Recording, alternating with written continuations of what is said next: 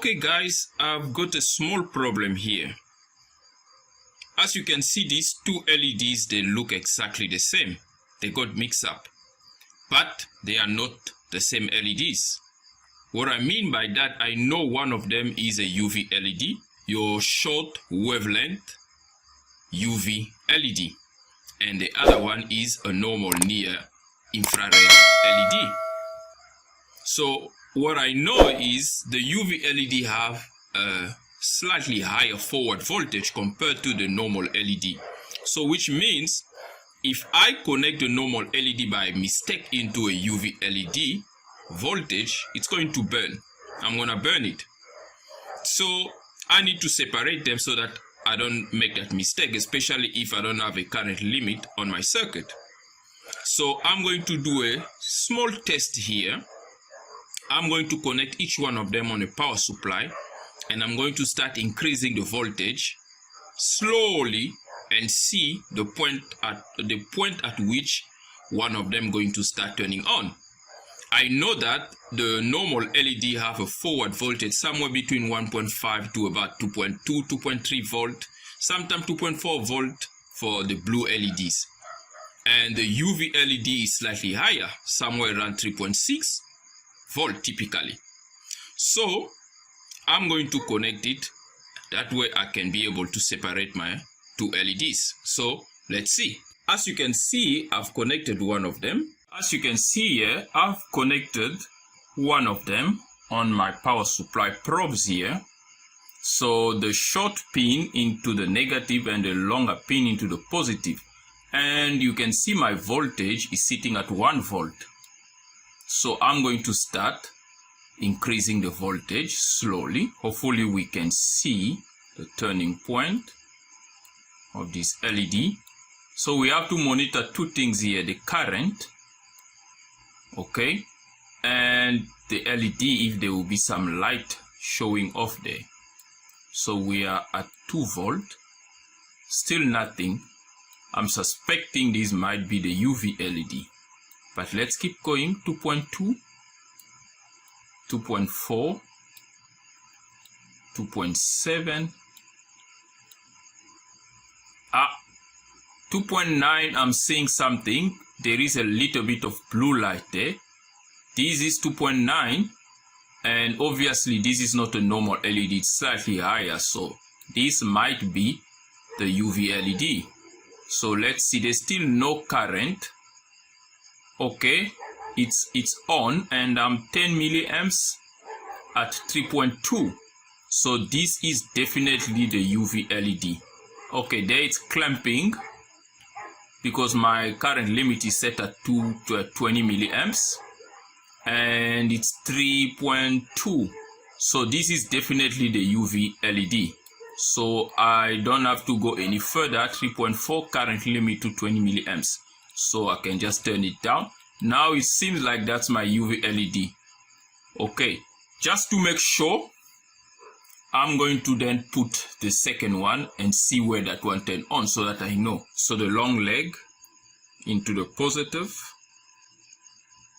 and the short legs go into the negative. Okay, let's just put it closer there so we can see. So now I'm going to start increasing my voltage, just as we did on the previous one. Okay, still nothing. Okay, maybe they're both UV LEDs, who knows. Let's see. 2 volt is still nothing. 2.1 still nothing. 2.4 still nothing. 2.5, there's some blue light there. So this is also a blue LED or UV. It seems like it's an LED because it's 2.6, because the other one came on at about 2.9 to 3 volt there. So this is definitely a normal LED, and there's still no current there. Let's keep going. Okay, at 2.7 there's definitely some current. So this is a normal blue LED, slightly higher than the normal red LED that is at about 1.8 to 2 volt. Okay, at 3.3 it's clamped already, and it's already driving its maximum current. So this one here is a normal LED. Okay, so now I know I can put them separately without mixing them again. I've got my LED sorted, then I started putting this panel together. As you can see, I already have soldered a bunch of LEDs together.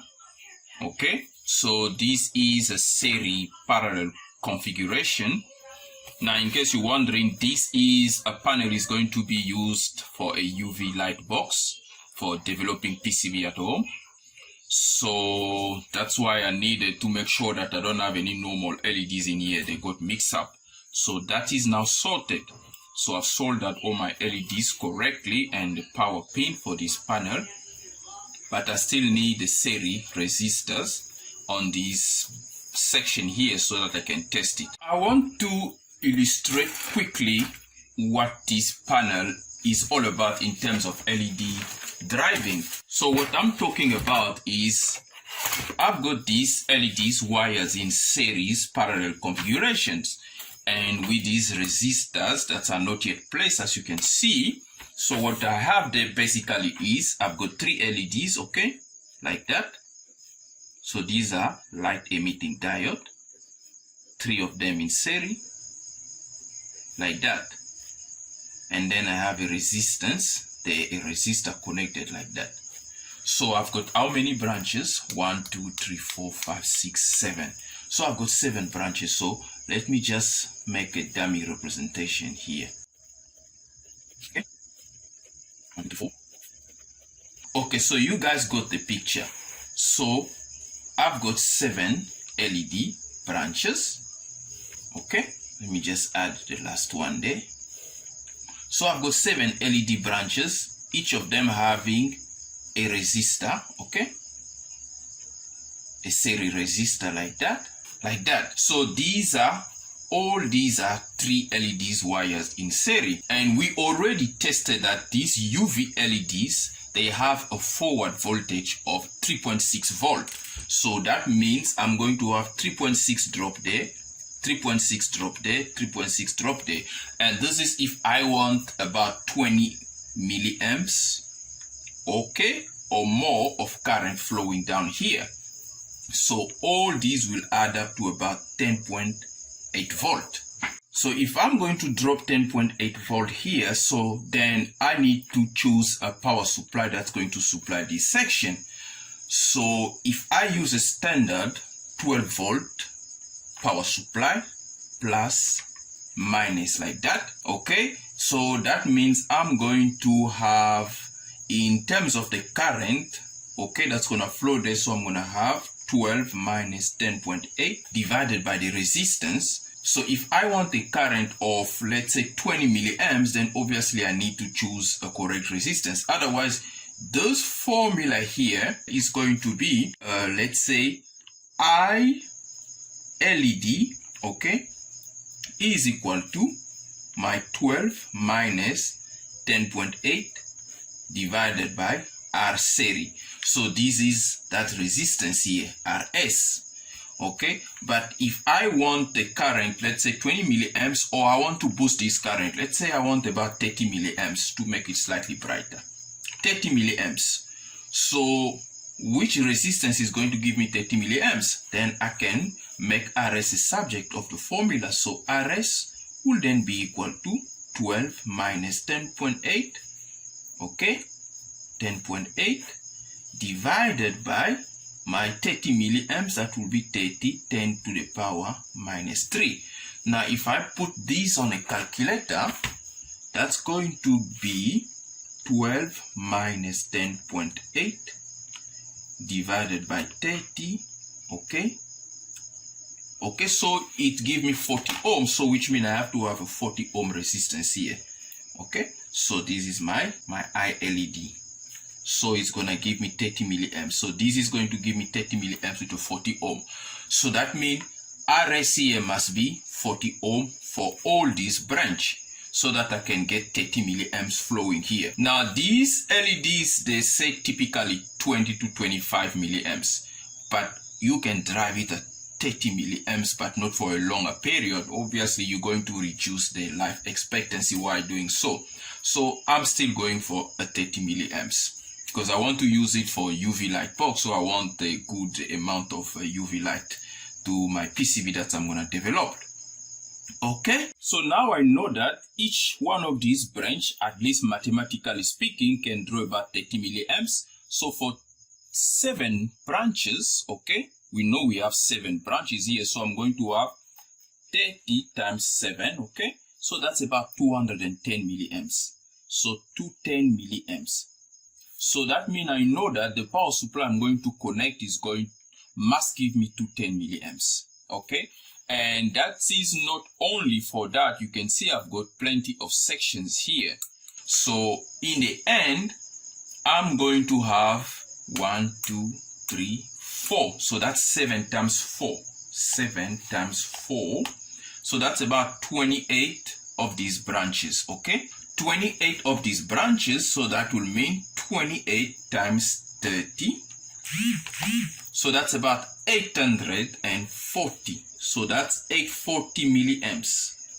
So this whole panel is supposed to draw at least 840 milliamps. It could be more or less. When you connect electronics, a lot of things can change because of tolerances of resistance that I'm going to use here and all of that. So at least the power supply, my 12 volt supply here, must be able to give me 840 milliamps. Otherwise, I won't get what I'm looking for here. And the other important factor is to note that the resistor that I'm selecting is a SMT resistor that must go into this point here. So this SMT resistor, this is a 1206, they call them 1206. As you can see, it's a very tiny resistance, and these resistors have a power rating of 125 milliwatt. So they call them quarter watt resistor. So this power rating of these resistor mean that if I've got the 12 volt supply minus the 10.8 that is supposed to drop across the LED, so I'm going to have 1.2 volt. The 1.2 volt is going to be sitting on each one of these resistor.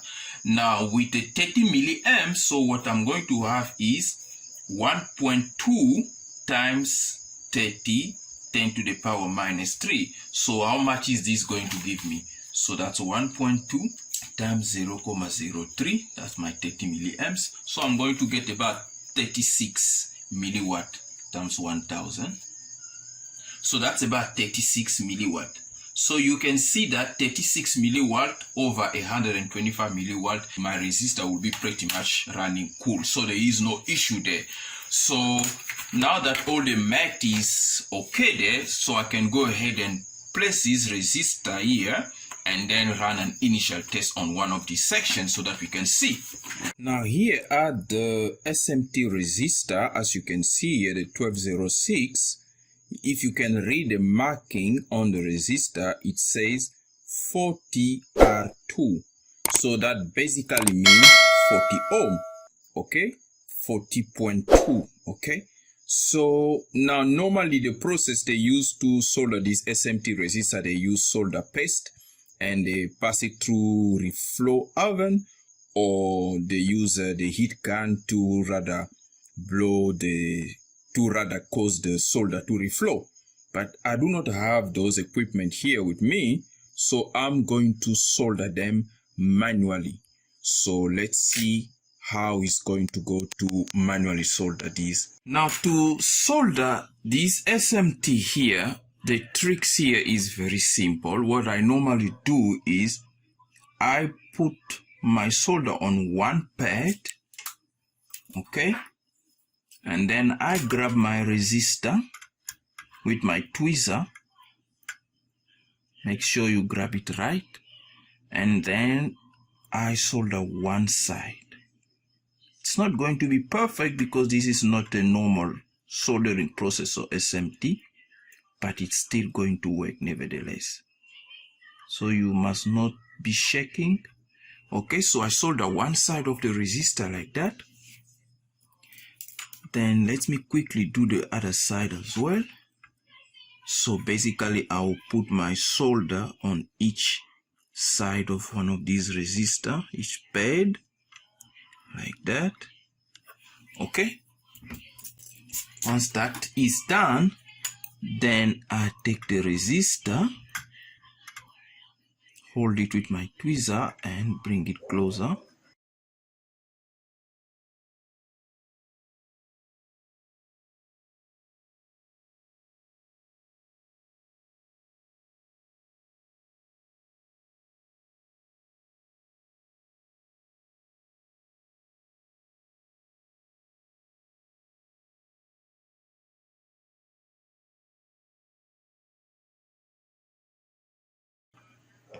Okay, now I can go ahead now and put solder on the other side of the pad to make sure that there is a connection, just like that, by adding solder. And in the end, you're going to have something like this.